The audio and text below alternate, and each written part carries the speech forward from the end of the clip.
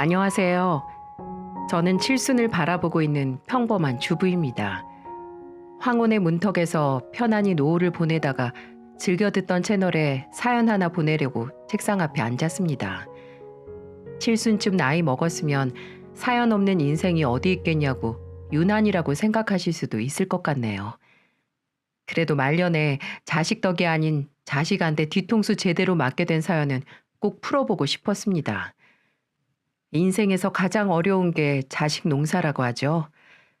다 키웠다 싶은데도 여전히 골칫덩어리죠.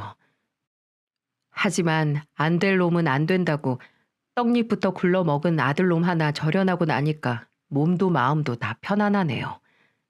아마 아들 내쫓고 두 발 쭉 펴고 자는 사람은 저뿐일 것 같습니다. 참 저도 지독하다 싶으시죠? 오늘 제가 쓴 사연 끝까지 들어보시면 참 잘했다고 말들 하실 거라고 장담합니다. 저와 남편이 하루아침에 아들을 내쳤던 건 아니었어요. 남편은 다정한 아빠는 아니었고 자식들을 엄하게 키우던 사람이었어요. 자식 잘못되길 바라는 부모가 어디 있겠습니까?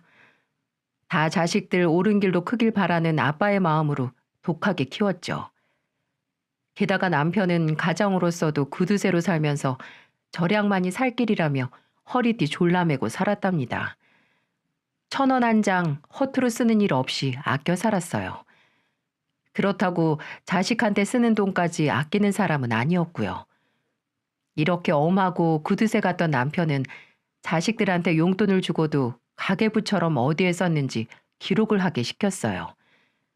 어릴 때부터 씀씀이가 크면 버릇 잘못 든다며 남편이 고집하던 방식이었죠. 그래서 용돈을 받으려면 우선 지난번 용돈을 어디에 썼는지 적은 공책을 확인받은 후에야 용돈을 받을 수 있었어요. 한 번은 막내딸이 받았던 용돈만큼 공책에 못 적었는지 남편이 엄하게 혼냈던 적도 있었답니다. 아빠한테 혼난 딸이 저한테 와서 울면서 하소연했던 적도 있었어요. 엄마, 아빠가 나 용돈 이제 안 준대. 과자 사 먹은 거 공책에 안 썼다고 혼났어. 아빠는 나만 미워해. 아빠가 우리 딸 잘 배우라고 가르쳐 주시는 거야. 미워하면 용돈을 왜 주시겠어? 얼른 가서 고쳤으면 아빠가 이해해 주실 거야. 막내딸은 유독 공책에 메모하는 게 어려웠는지 혼날 때가 많았습니다. 그래서 종종 혼날 때도 많았는데 그럴 때마다 저한테 와서 펑펑 울면서 하소연을 하더라고요. 그런데 의외로 큰아들은 아빠가 시키는 대로 곧잘 쓰는 것 같았죠. 저는 그 아빠의 그 아들이라면서 남편 닮아 아들도 돈 계산이 빠르구나 생각했죠. 그러던 어느 날 남편은 큰아들한테 호통을 치고 있는 겁니다. 매번 혼나지도 않고 검사 잘 받던 아들이 무슨 일인가 싶어서 방으로 가봤더니 남편은 아들이 들고 온 공책을 찢은 채로 화를 내고 있었어요. 화가 잔뜩 난 목소리로 아들한테 호통을 치며 말하더군요. 누가 거짓말로 써오라고 했어? 어디에 얼마를 썼는지 정확히 적어와야 아빠가 믿고 용돈을 주지. 그동안 아빠한테 거짓말하고 있던 거야? 아빠, 죄송해요. 오락실에서 용돈 썼다고 하면 혼날까봐 못 썼어요. 돈을 어디에 썼는지 정확히 쓰라고 하는 건데 그렇게 거짓말을 하면 여기서 네가 뭘 배우겠어? 당분간 용돈 없어. 잘못했어요. 다시는 거짓말 안 할게요. 한 번만 봐주세요. 그동안 남편의 말을 곧잘 따른다고 생각했던 아들은 그동안 거짓말로 용돈 내역을 적고 있던 거였어요. 이 사실을 꿈에도 몰랐던 남편이었는데 어느 날 아들이 지난번에 샀던 책을 또 샀다고 적었다가 딱 걸린 거죠. 남편은 노발대발 화를 내면서 용돈 금지 선언까지 했고 아들은 그야말로 숨이 넘어가게 울고 있었어요. 처음에 아들이 거짓말을 했다는 걸 알고 저도 깜짝 놀랐습니다. 정말 생각지도 못했으니까요. 남편은 돈을 흥청망청 쓰는 것보다 거짓말이 제일 나쁘다면서 아들한테 당분간은 용돈 금지라면서 말했습니다. 어린 나이에 그럴 수도 있지 너무 심하다 싶으신가요? 남편이 워낙 구두쇠처럼 아끼는 양반이니 돈 관련된 문제에는 엄격하게 가르쳤답니다. 이런 노력이 있어서 아들, 딸 모두 번듯하게 참 잘 커졌죠. 게다가 큰아들은 대기업에, 막내딸은 홈쇼핑 방송사의 PD로 떡하니 취업까지 했습니다. 그래서 한동안 주변에서 부러움도 참 많이 받았어요. 다들 어쩜 그렇게 자식들이 번듯하게 잘 컸냐면서 말이죠. 하지만 자식 낳은 부모가 마음 편할 날이 있을까요? 살 길 찾아서 번듯한 직장 잘 잡았다 싶었고, 이제야 노후를 즐기는구나 싶었습니다. 하지만 제 평온했던 노후가 큰아들이 결혼하고부터 뒤바뀌기 시작했어요. 처음에는 야무지고 똑 부러지는 며느리를 얻었다고 생각했어요. 하지만 결혼하려고 할 때는 무슨 짓을 못하겠습니까? 아들이 결혼할 여자라고 집에 데려왔을 때가 아직도 눈에 선하네요. 남편이 워낙 구두쇠 같은 양반이라 신발도 밑창이 닳도록 신었죠. 그런데 며느리가 그걸 보고는 이렇게 말하는 거예요. 아버님, 신발 정말 오래 신으시네요. 밑창 한번 보강하면 더 오래 신을 수 있어요. 저도 신발 사면 밑창부터 보강해서 정말 오래 신거든요. 그런 방법이 있었어? 예비 며느리가 아주 살림꾼이네. 남편은 물건 하나에도 알뜰살뜰하게 챙기는 며느리를 마음에 쏙 들어 했습니다. 제가 봐도 며느리는 요즘 젊은 사람 같지 않게 야무지구나 싶었어요. 그래서 살림 한번 야무지게 잘하겠구나 싶던 며느리였답니다. 결혼하고 손주까지 낳고 잘 사는 듯 싶었어요. 그런데 문제는 아들이었습니다. 어린 아들이 태어났는데 갑자기 사업을 하겠다면서 대기업을 퇴사한 거였어요. 그리고는 며느리의 손자까지 데리고 찾아와서 남편에게 대뜸 돈 부탁을 하면서 말하더군요. 아버지, 저 확실한 사업 아이템이 있는데 한 번만 도와주세요. 제가 꼭 갚을게요. 월급쟁이가 갑자기 무슨 사업이냐? 노비를 해도 대감집에서 노비를 해야 돈을 벌지. 아들도 태어났는데 안정적인 직장에 있는 게 훨씬 낫지. 아들 번듯하게 키우려면 사업을 해야죠. 아버지도 저희 키우실 때 투자로 돈 벌어서 키우셨잖아요. 그게 사업이랑 같아? 이놈이 아직도 정신 못 차리고. 저 벌써 회사도 그만뒀고 사업 준비하고 있어요. 아들은 대기업을 나와서 사업을 하겠다고 했고 남편을 말렸어요. 하지만 자식이 말린다고 말려지겠습니까? 남편이 아무리 말려도 아들은 기어코 대기업을 제 발로 걸어 나왔어요. 갑작스런 아들의 말에 대체 어떻게 살려고 저러나 답답했어요. 그런데 아들이 왜 갑자기 사업바람이 불었나 싶었는데 옆에서 바람 불어 넣은 사람이 누군지 바로 알 수 있었습니다. 바로 며느리였어요. 제가 걱정스러운 목소리로 아들을 타박하자 며느리는 제 말을 막고는 당찬 목소리로 말했습니다.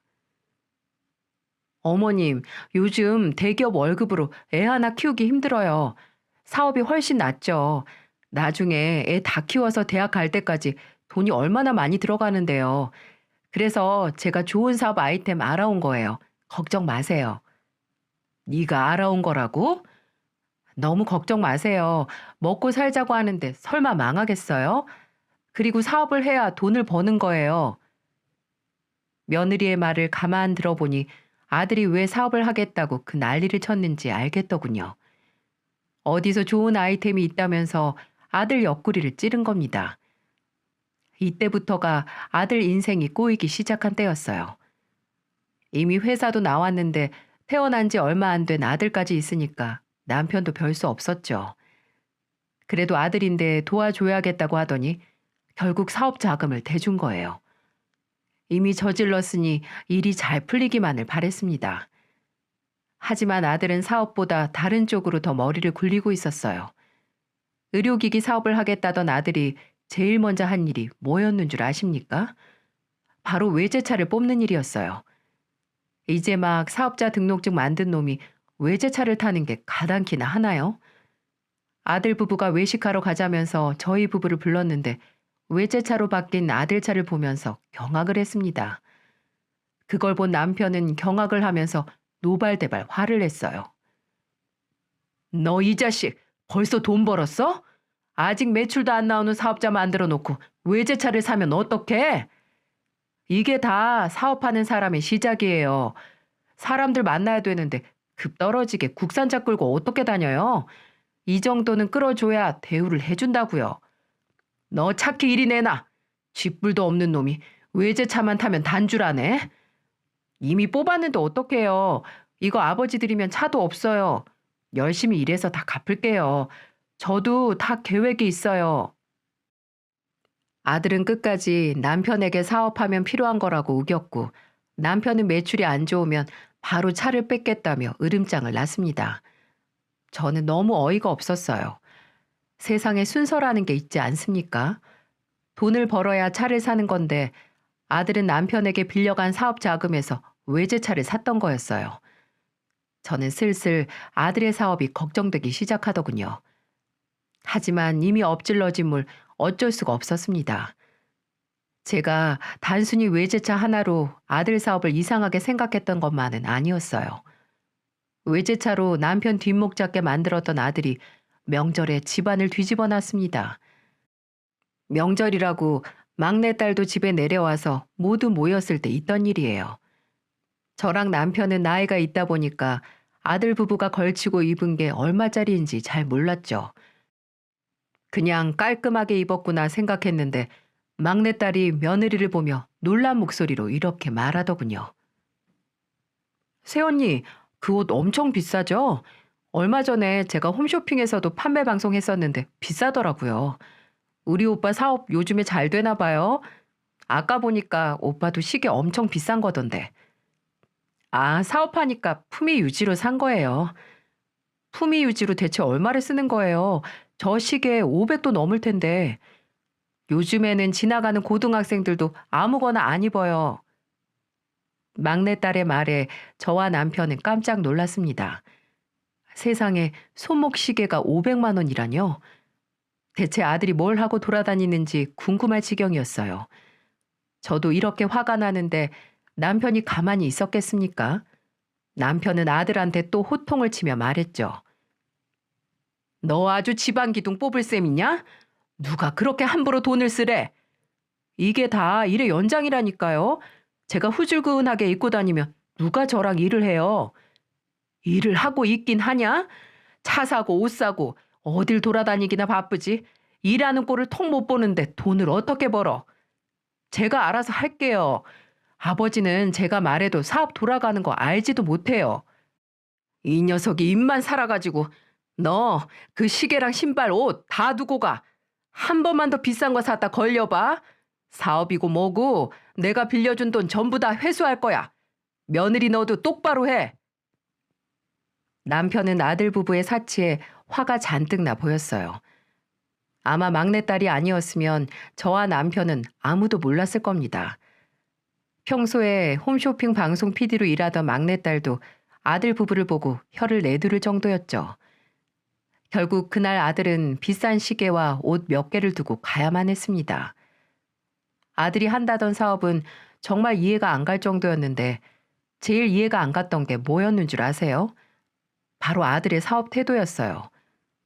아들이 도무지 일하는 꼴을 못 봤거든요. 사무실이라고 얻어둔 곳을 몇 번 가봤는데 무슨 사무실이 휑한 겁니다. 그리고 어느 날은 사무실에서 책상에 다리를 올려놓고 핸드폰을 하고 있는 아들을 봤어요. 저는 걱정스러운 목소리로 아들한테 말했습니다. 사무실에서 뭐 하는 거야? 사장이라면서 다리를 책상에 올려놓고 있으면 어떡해? 제 사무실인데 뭐 어때요? 일이 아직 없어서 쉬는 거예요. 일이 없어서 쉬는 사장이 어딨어? 일을 찾아 나서야지. 이제 막 사업을 시작한 사람이 할 소리라고 생각하시나요? 할 일이 없어서 쉬고 있다니 제 귀로 듣고도 귀를 의심할 정도였습니다. 정말 이놈이 어쩌려고 이러나 싶었다니까요. 그래서 저는 아들 등짝을 때리면서 말했습니다. 너 정말 제정신이야? 사업한다고 차 사고 옷 사고 시계 사더니 뭐 하고 있는 거야? 나가서 일을 찾든지. 네가 지금 이러고 있을 때냐? 제가 알아서 할게요. 제 사업이에요. 돈 좀 빌려줬다고 숟가락 얹지 마세요. 이 정신으로 사업을 하겠다고? 내가 이 꼴을 더 보다가는 내 명예 못 살겠어. 아버지 돈 다 내놓고 취업이나 다시 해. 제가 아들에게 언성을 높이면서 말하자 아들은 갑자기 무릎을 꿇고 제게 매달리더군요. 그러면서 갑자기 아들은 애원하듯 제게 말했습니다. 저 다 알아서 잘하고 있어요. 제가 정말 성과로 보여드릴게요. 저 자식 안 굶기려면 너 정신 똑바로 차려. 제대로 가장 노릇하라고. 이렇게 말하고 나니까 한동안은 정말 아들이 일하는 듯 보였습니다. 의료기 사업 자료도 만들어서 남편에게 보여주기도 하고 다시 마음 잡고 심기일전하는 것 같았어요. 그런데 불길한 예감은 틀리지 않는다고 하죠. 좀 불안하다 싶더니 아들은 결국 사업한다고 난리를 치다가 1년도 못 가고 기울기 시작했습니다. 그런데 제일 화가 났던 게 뭐였는 줄 아시나요? 사업이 망해가는 걸 뻔히 알고 있으면서도 그놈의 술은 왜 그렇게 마시는지 정말 한심하기 짝이 없더군요. 게다가 며느리도 아들이랑 딱 수준이 비슷했어요. 남편은 매달 적자만 나는 사업에도 천하태평하면서 놀고 있는 아들 집으로 쫓아갔습니다. 분명 집에 있는 걸 듣고 왔는데 아들 부부는 초인종을 눌러도 문을 안 열었어요. 참다 못한 남편은 문을 부술듯이 두드렸고 그제서야 자다 깬 듯한 며느리가 현관문을 열었습니다. 집 안으로 들어갔는데 집안 꼴이 정말 말도 아니었어요. 주방에는 밀린 설거지가 가득했고 식탁에는 배달 음식을 먹고 남은 쓰레기가 한가득이었어요. 정말 돼지우리가 따로 없을 지경이었어요. 해가 중천인데 아들은 이제 겨우 술에서 깬 듯한 목소리로 남편에게 말했습니다. 여기는 무슨 일이세요? 뭐? 무슨 일로 왔냐고? 너는 사업이 망해가면 수습할 생각을 해야지. 집구석에 자빠져 누워있으면 어쩌자는 거야? 저도 어제까지 일했어요. 이제 겨우 일어난 거라고요. 어제 일을 해? 너는 술 마시고 노는 게 일이냐? 속일 사람을 속여. 술을 마셔야 일을 하죠. 너 당장 정신 차리고 사무실 나가서 네 쪽박찬 사업 다 수습해. 정신 안 차려? 남편은 아들한테 휴지곽을 던지며 말했습니다. 그때 옆에 있던 며느리를 보는데 애는 대체 언제 씻겼는지 얼굴도 꼬질꼬질해 보이더군요. 며느리는 시아버지 으름장에 상황 파악이라도 한 듯 손주를 들쳐업고 나갈 채비를 했습니다. 남편은 주먹으로 가슴을 치며 울었어요. 저도 그 모습에 속이 많이 상할 정도였죠. 저는 망가져가는 아들 모습에 속이 미어지는 것만 같았습니다. 결국 불안해 보였던 아들의 사업은 망하고 말았어요. 그런데 더 기가 막혔던 게 뭐였는 줄 아시나요?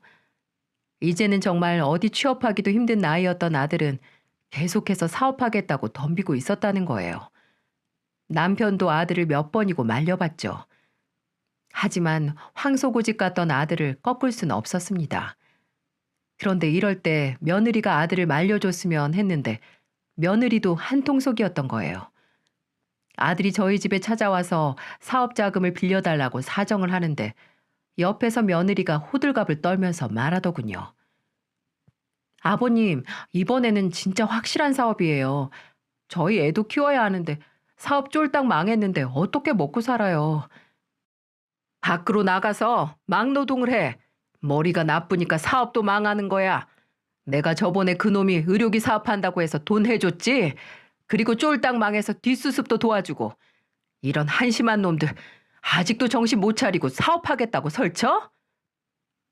며느리는 계속 확실한 사업이라면서 호들갑을 떨면서 말하는 거예요. 저는 정말 며느리의 속내를 알 수가 없었습니다. 한 번 쫄딱 망했는데 사업이 또 하고 싶을까요? 그런데 남자 사업병이라는 게 참 무섭다는 거 알고 계시나요? 사업에 한 번 손대서 돈 잠깐 벌어봤던 기억 때문에 그놈의 사업을 놓지를 못하는 거예요. 사업도 사업 머리가 있어야 하는 건데 아들은 무작정 시작하니 될 리가 있었겠어요?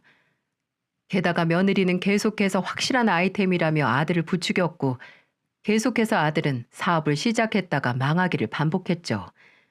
그 사이에 남편이 아들 도와준 돈만 몇 억이 넘을 정도였어요. 한동안 아들 사업 문제로 남편은 아들과 엄청나게 실랑이를 했습니다. 정말 자식 가진 부모가 죄라더니 남편은 한동안 큰아들 때문에 두통약을 달고 살 정도였어요. 그런데 정말 큰 문제는 아직 너무 어린 손자였죠. 아들은 어린 손자를 데리고 와서 남편에게 울면서 말했습니다. 아버지, 저 이번엔 정말 확실해요. 다시는 실망시키지 않을게요.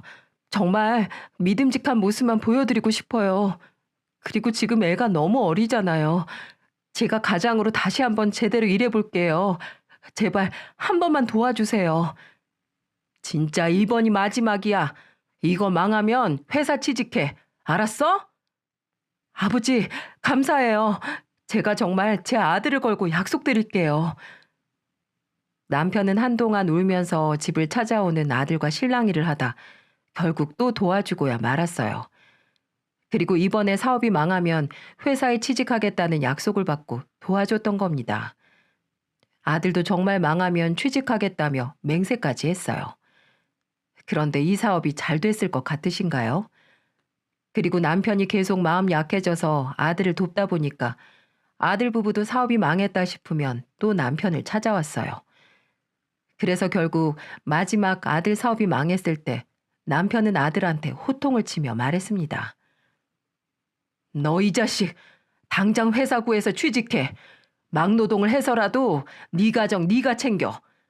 아버지, 한 번만요. 진짜 마지막이에요. 그놈의 마지막 타령은 나 죽을 때까지 할 거냐? 난 이제 더 이상 네 사업 하나도 안 도와줄 거야. 회사 취직한다는 소리 안 할 거면 내 집에서 당장 나가. 에이씨, 그 많은 돈 죽을 때 싸들고 갈 거예요? 부모가 돼서 이런 것도 못 도와주냐고요? 아들은 갑자기 자리에서 벌떡 일어나더니 남편에게 말대답을 하는 거예요. 그리고는 뭘 잘했다고 소리를 빽빽 지르며 말하는 게 아니겠습니까? 그래서 저도 모르게 아들 등을 때리면서 말했죠. 그동안 네 아버지가 너한테 어떻게 했는데 이런 소리를 해? 어머니도 그러시는 거 아니에요. 어릴 때부터 막내 동생만 챙기더니 결국 커서도 저 안 챙겨주시네요. 이 집에 내 편이 있기는 해요? 저는 아들을 타박하고 있는데 갑자기 막내딸 이야기를 하면서 소리를 치는 거예요. 세상에 깨물어서 안 아픈 손가락이 어디 있을까요? 아들 위해서 그동안 물심양면 도왔던 저와 남편은 어이가 없을 뿐이었습니다. 그 모습을 본 남편은 아들 뒤통수를 때리면서 말했죠. 이 집에서 당장 나가. 나는 내가 다 못 쓰면 죽을 때 다 이고 갈 거야. 내가 앞으로 너를 도와주면 인간이 아니야. 썩 나가. 며느리 너도 애 데리고 일어나라. 자식이라고 도와줬더니 이렇게 안면 몰수를 해? 남편은 아들 부부에게 당장 집에서 나가라고 소리를 질렀습니다. 평소 혈압이 높던 남편이라 저는 조마조마했어요. 결국 그날 아들은 사업 자금도 못 받고 쫓겨났죠. 자식 쫓아내고 남편은 편했겠어요. 그날 안방에서 앓는 소리를 하면서 누워 있더라고요. 이 사단을 만들었으면 아들도 포기했을 거라고 생각했습니다. 그런데 정말 기가 막힌 게 제 아들이지만 정말 대단하다 싶었죠. 왜냐하면 아들이 술을 잔뜩 마시고는 잔뜩 취한 목소리로 아파트 복도에서 소리를 치는 거예요. 아버지, 그렇게 아들 주기 아까운데 저 왜 키우셨어요? 나만 놓고 이렇게 안 도와주면 전 아들도 아닌 거예요? 돈 쌓아두고 사는 사람이 그거 도와주기가 그렇게 싫으셨어요? 진짜 동네 창피해서 고개를 들 수가 없었습니다. 주민 민원을 받고 경비 아저씨가 올라올 정도였는데 아들은 더 난동을 부리는 거예요. 남편은 소리를 지르며 울부짖는 아들 목소리에 복도로 나가서 아들 뺨을 치며 말했습니다. 이런 한심한 놈, 네가 이러니까 한심하게 사는 거야. 나는 이제 너 아들이라고 생각도 안 해. 너도 그냥 부모 없는 놈이라고 생각하고 살아. 이 못된 놈 같으니라고. 나는 너 같은 아들 둔 적 없다. 저도 이제 더럽고 치사해서 그 돈 안 받을 거예요. 아버지가 준다고 해도 안 받을 거고 사업 성공해서 떵떵거리고 살아도 아버지 안 볼 거예요. 저는 아들과 남편을 보면서 하염없이 눈물을 흘렸어요. 대체 왜 우리 가족이 이 지경까지 왔나 싶었죠.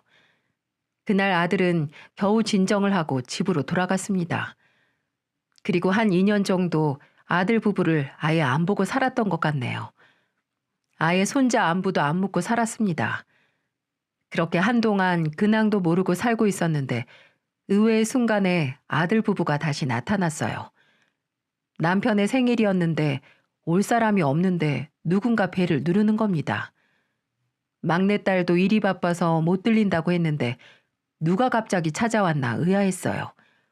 누군가 싶어서 나가봤는데 현관에 아들 부부가 애를 안고 서 있는 겁니다.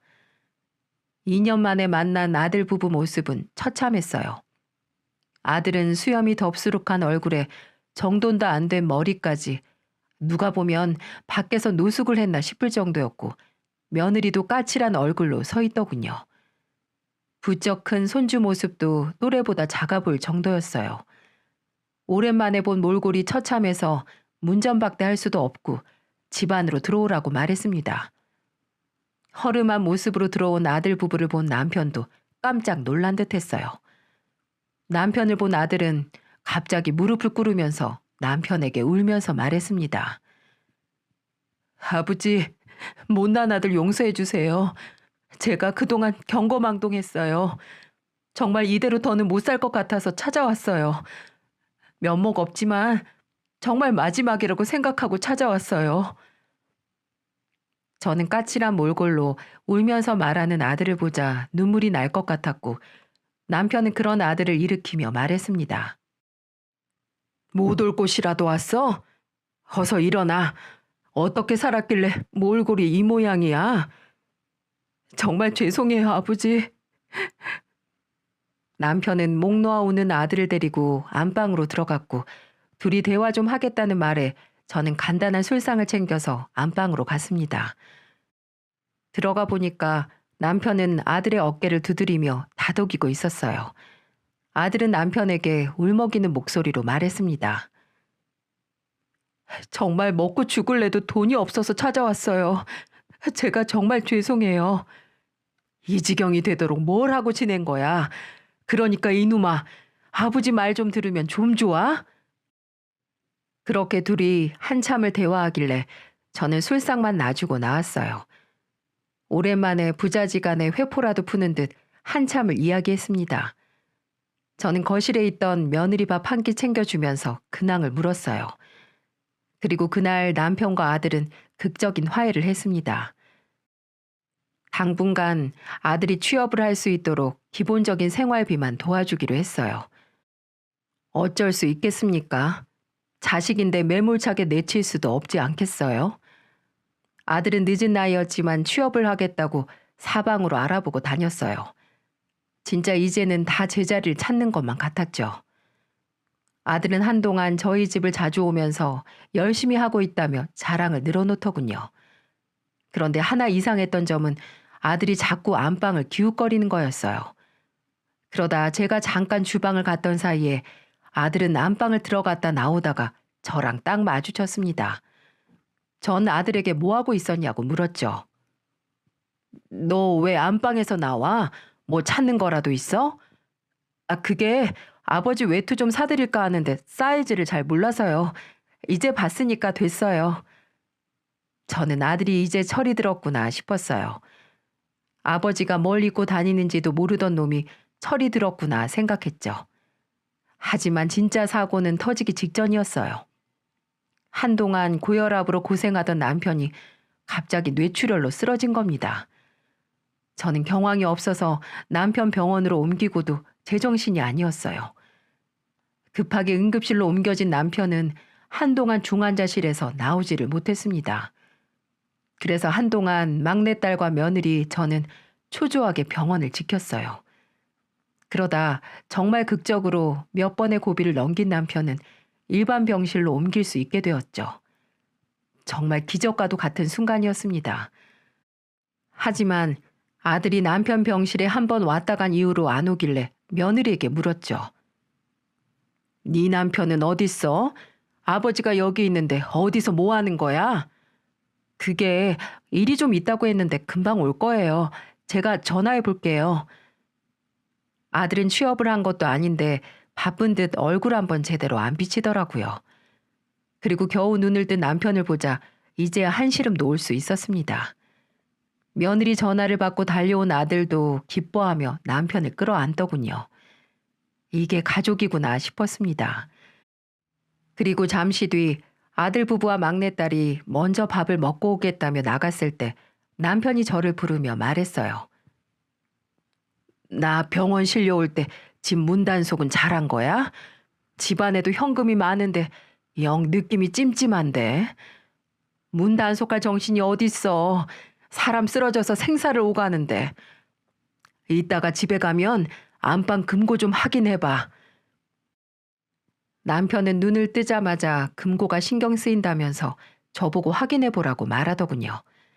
그래서 전 그날 저녁 집으로 가서 안방부터 확인했어요. 그런데 정말 남편의 말처럼 금고가 풀려 있는 겁니다. 금고에는 현금 2억과 지금 시세로 금 5억 원어치가 들어있었는데 금고문을 열어보니 글쎄 싹 털려 있었어요. 저는 놀란 가슴을 쓸어내리고 침착하게 경찰에 신고했죠. 금액도 컸지만 누군가 집안에 침입했을 수도 있다는 생각에 당장 신고를 했어요. 돈을 찾는 것도 찾는 건데 우선 범인을 잡아야겠다는 마음이 컸습니다. 그렇게 경찰에 신고 접수를 하고 이 사실을 남편에게도 알렸어요. 남편은 한숨을 쉬었고 우선 신고를 했으니까 기다려보자며 남편을 달랬습니다. 그리고 몇 주 뒤 경찰서에서 연락이 오더군요. 경찰은 제게 CCTV에 뒷모습이 찍혔다고 말했습니다. 다행히도 CCTV에 현금이랑 금 들고 나오는 사람이 찍혔어요. 영상 보시고 아는 분인지 확인해 보세요. 저는 경찰서로 CCTV 영상을 보러 달려갔어요. 그런데 정말 영상을 보고 정말 깜짝 놀랄 수밖에 없었습니다. 보자마자 저는 큰아들이라는 걸 한눈에 알 수 있었거든요. 정말 이보다 놀랄 일이 또 있을까요? 등잔 밑이 어둡다고 집안을 털었던 범인이 아들이라니 이걸 지금 보고도 믿을 수가 없었습니다. 저는 정말 억장이 무너지는 듯 했어요. 정신 차린 줄 알았던 아들이 집안 금고에 손을 댔다는 게 믿을 수가 없더군요. 그래도 정말 아들에게 묻고 싶었어요. 무슨 사정이라도 있던 건지 말입니다. 내 자식이 이런 사람이라고 쉽게 믿을 수가 없었죠.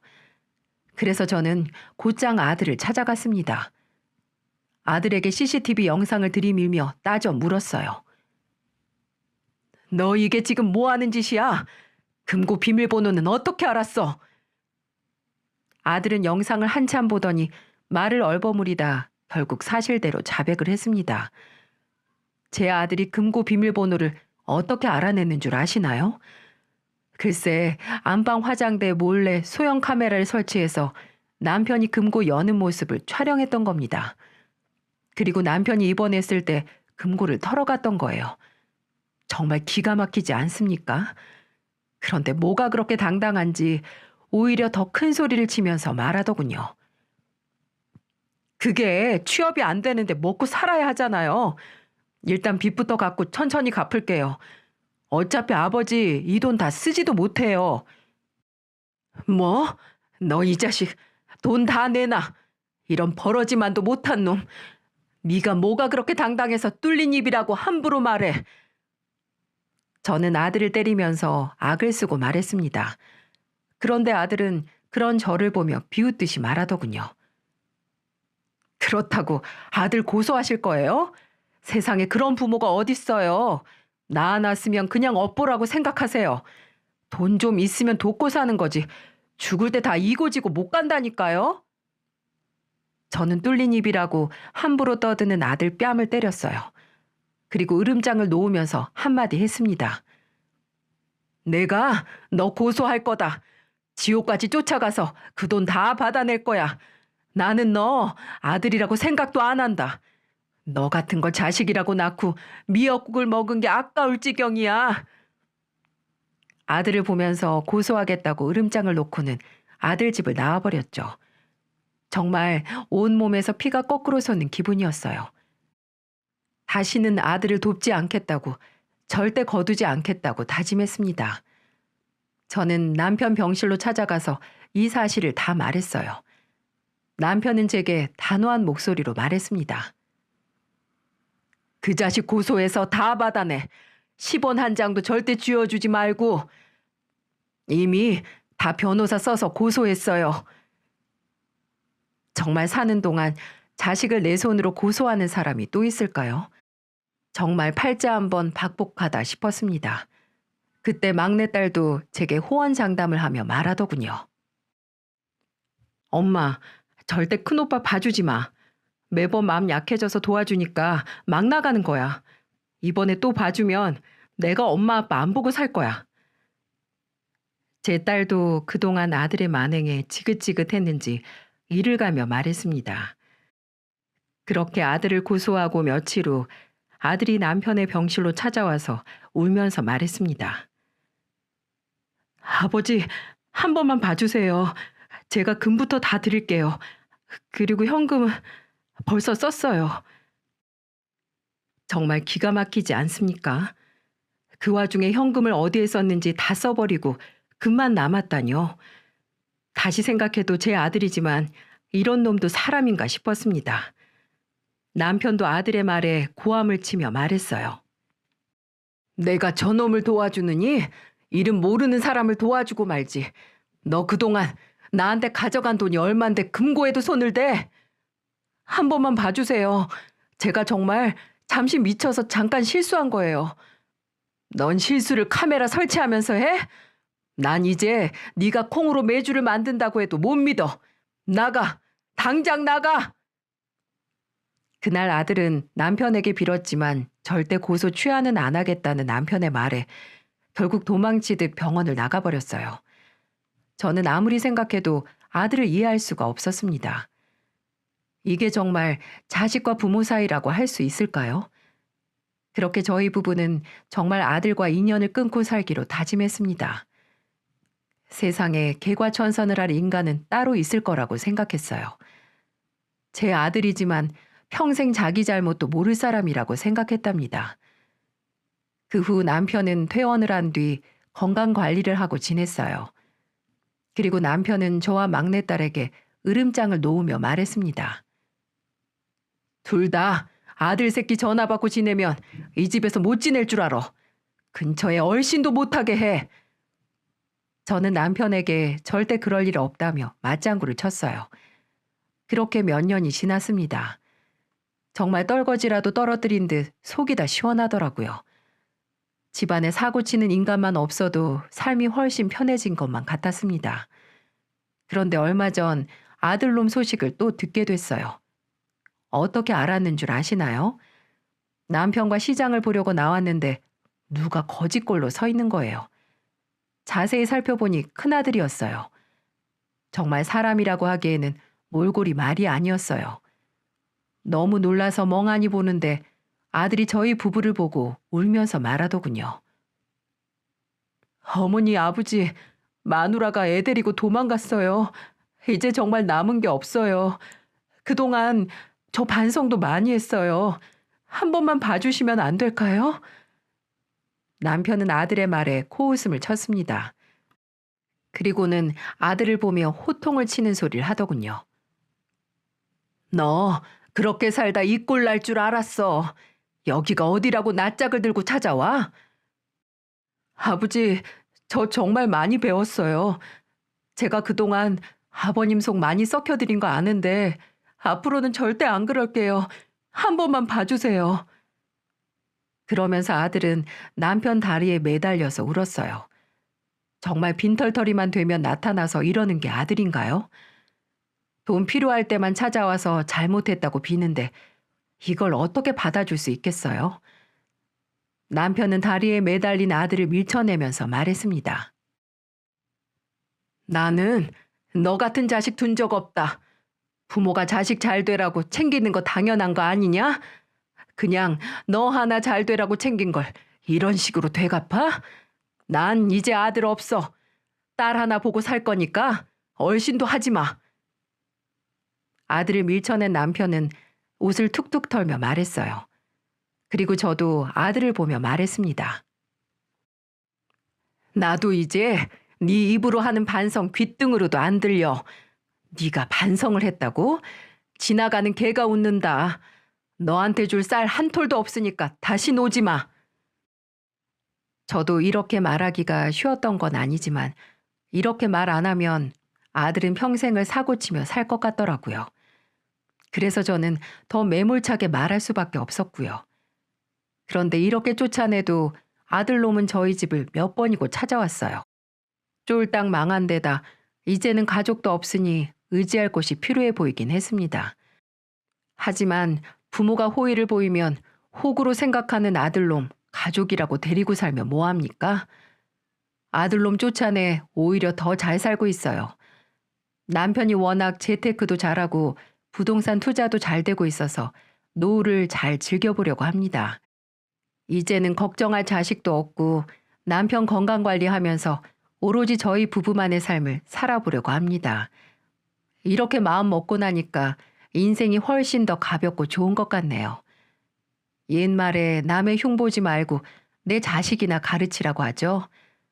내 자식 하나 잘 가르치는 건 일도 아니라고 생각했는데 안 될 놈은 안 되는 것 같네요. 그리고 자식이라고 잘 키우겠다고 마음처럼 되는 것도 아니라는 걸 알았답니다.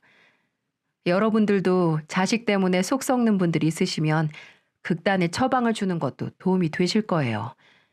우리 각자의 삶도 자식만큼 소중하다고 생각합니다. 많은 분들이 각자의 삶에서 행복했으면 좋겠네요. 긴 사연 들어주셔서 감사합니다.